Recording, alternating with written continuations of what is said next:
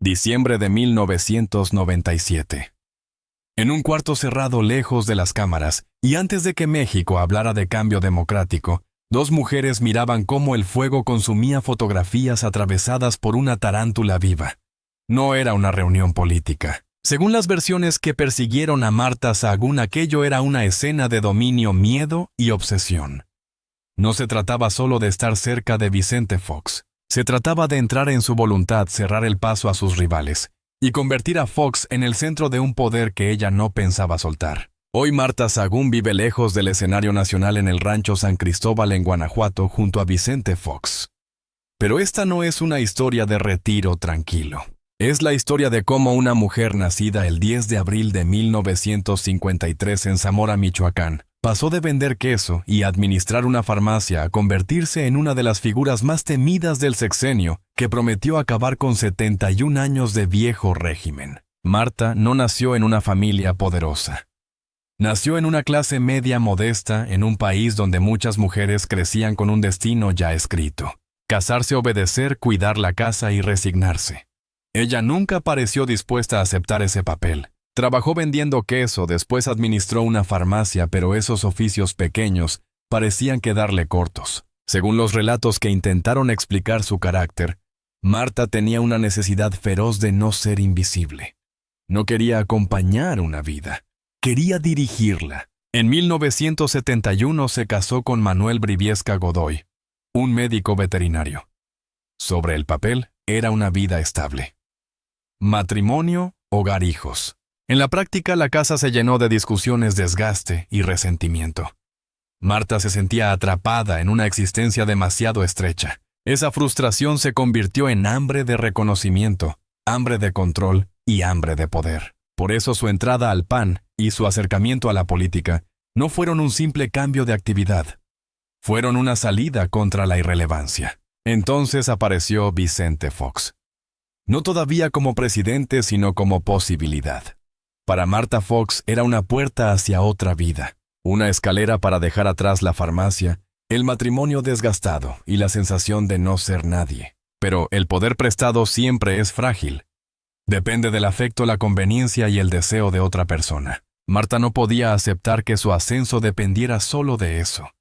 Ahí nació el miedo. Miedo a perder a Fox, miedo a volver atrás. Miedo a mirar el poder desde fuera como antes. Cuando el poder se vuelve una necesidad emocional, ya no basta con tocar la puerta. Hay que cerrarla por dentro y guardar la llave. Durante años circularon en la política mexicana versiones demasiado oscuras para ser ignoradas. Hablaban de limpias, rituales, santería, brujería, tarotistas y asesores espirituales cerca de Marta. Según esas versiones, el objetivo era asegurar obediencia, alejar rivales y conservar control sobre Vicente Fox. La escena más perturbadora se ubicaba en diciembre de 1997. Un cuarto cerrado, humo espeso, fotografías de enemigos ardiendo, y una tarántula viva, clavada sobre algunas imágenes. Lilian de la Concha, exesposa de Vicente Fox, y operadores cercanos al círculo foxista, aparecían como figuras a neutralizar. Según esos relatos, no parecía una campaña. Parecía una guerra de posesión. Cuando el poder llegó, las sombras no desaparecieron. Según libros, testimonios e investigaciones periodísticas, se habló de consultoras espirituales, santeros, tarotistas y operadores de ritos con acceso al entorno presidencial. Se mencionó a Gina Morris y a un supuesto santero cubano, como si Los Pinos hubiera abierto una puerta secreta a una liturgia paralela que nadie votó, pero muchos terminaron temiendo. La versión más extrema hablaba de una mezcla preparada con elementos corporales de Marta y Toloache, una planta asociada en el imaginario popular con prácticas de sometimiento de la voluntad.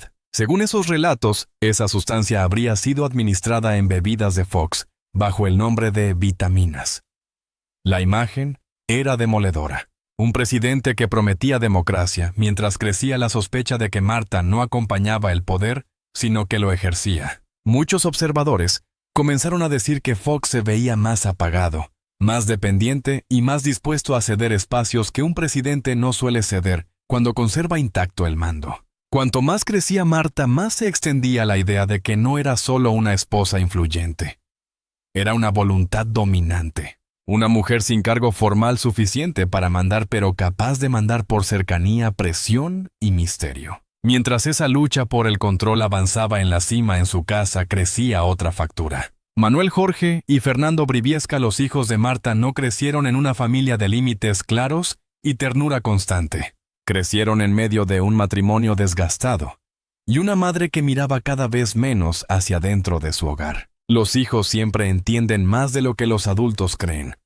Entienden las ausencias, los silencios y las puertas cerradas. Cuando una persona convierte su fuga en obsesión, casi siempre alguien paga la cuenta. En esta historia, la pagaron los hijos. Con el tiempo la compensación fue el dinero, el permiso y la concesión. Lo que no se daba en conversación, se daba en cosas. Lo que no se construía con cercanía, se cubría con facilidades. Según los relatos que siguieron a la familia Briviesca, Jorge fue el más sensible. Entre 1999 y 2001, mientras Marta recorría actos y encuentros políticos que la acercaban a Los Pinos, Jorge se quedó cuidando a su abuela agonizante. Afuera México hablaba de transición y futuro. Adentro un hijo alimentaba lentamente a una mujer que se apagaba mientras su madre avanzaba hacia otra vida. Manuel el mayor fue descrito como más áspero, más impulsivo, más cercano a la rabia. Las versiones hablaron de alcohol desde muy joven y de una agresividad cada vez menos contenida. Jorge, en cambio, se hundió por otro lado. Drogas, dependencia, ingresos a rehabilitación. El nombre de Oceánica apareció durante años alrededor de esa historia, como señal de que la herida ya no era solo emocional. Para entonces, la lección familiar ya estaba aprendida. El afecto era inestable, pero el privilegio abría puertas. La disciplina faltaba, pero el apellido pesaba. Así los tres hijos crecieron con la idea de que la cercanía al poder podía corregir lo que les faltó por dentro. No se construyeron como hombres contenidos, sino como herederos de un vacío que después intentaron llenar con excesos, dinero e impunidad. Antes de convertirse en símbolos del abuso, fueron hijos desplazados por la ambición de una madre que confundió ascenso con redención. Cuando Los Pinos dejó de verse solo como la residencia presidencial y empezó a verse para muchos críticos como la sala de operaciones de un apellido, la corrupción cambió de forma. Bastaba con tener acceso. Bastaba con ser hijo de la mujer correcta. Mientras Vicente Fox hablaba de cambio democrático, según denuncias, reportajes e investigaciones legislativas, la cercanía presidencial se convirtió en una maquinaria de favores, contratos y presión institucional. El corazón del escándalo tuvo nombres concretos: Oceanografía Pemex, Amado Yáñez, Raúl Muñoz Leos. La acusación central era devastadora. Los hijos de Marta, actuando desde la sombra pero protegidos por el blindaje del poder, habrían presionado para mover contratos, desplazar competidores y abrir paso a negocios millonarios. La cifra que más golpeó la memoria pública fue brutal: 6,000 millones de pesos alrededor de contratos y favores vinculados a Oceanografía y Pemex. 6,000 millones sobre una familia que había llegado al poder prometiendo limpieza moral. Si Pemex mostraba el tamaño del negocio, el caso IPAB revelaba el método. Según las acusaciones, se usaron empresas pantalla, prestanombres y operaciones que hacían parecer administrativo el abuso. Propiedades del Estado compradas por debajo de su valor real. Santa Catarina y El Calvario dejaron de ser nombres de expediente para convertirse en símbolos de una herida abierta en el patrimonio público. Pero lo más hiriente apareció en la caridad. Mientras Marta hablaba de ayuda social, familia y compromiso con los vulnerables, la sombra de Vamos México empezó a llenarse de preguntas. Preguntas sobre el destino del dinero, sobre los gastos operativos y sobre cuánto llegaba realmente a los pobres. Ahí la máscara se agrietó con más fuerza, porque una cosa es enriquecerse desde el poder, y otra muy distinta es hacerlo mientras se usa la compasión como escudo. Entonces apareció una frase que resumió toda una mentalidad: de algo tenemos que vivir. Eso dijo Manuel Briviesca cuando las acusaciones ya no podían contenerse con silencios elegantes.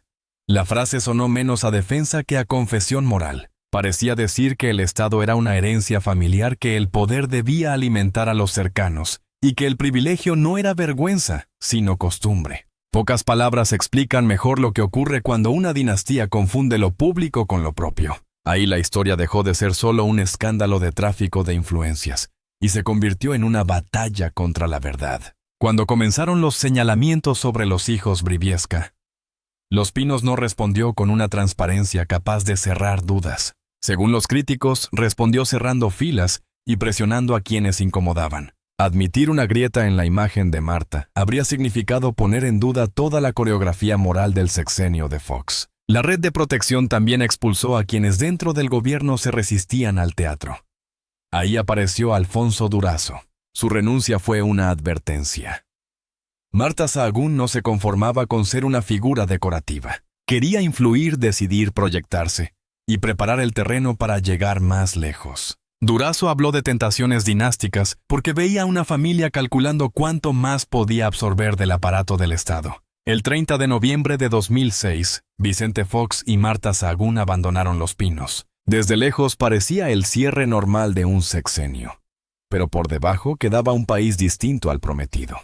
El cambio olía a privilegio, negocios familiares y pactos de silencio. Los hijos de Marta, acostumbrados a moverse como si la cercanía con el poder fuera inmunidad perpetua, empezaron a descubrir que fuera del círculo materno, el apellido ya no pesaba igual. Durante un tiempo intentaron sostener la ficción. Texas, propiedades, vida cómoda, dinero suficiente para fingir que nada se había roto. Pero la impunidad local no siempre sirve frente a otro sistema. Ahí, Manuel Briviesca sintió que la protección de Los Pinos no cruzaba intacta la frontera. Las investigaciones que en México parecían diluirse en el ruido político, empezaron a tomar forma en expedientes más fríos. En diciembre de 2008, llegó el golpe más fuerte contra el mito familiar. Una orden de captura en Estados Unidos. Fraude electrónico, conspiración, complicidad, encubrimiento. Palabras secas que sonaban como la traducción judicial de todo aquello que en México se había intentado maquillar durante años. Manuel respondió negando, diciendo que la firma no era suya y afirmando que todo era un error. Pero algo ya se había quebrado. En diciembre de 2012 llegó la condena.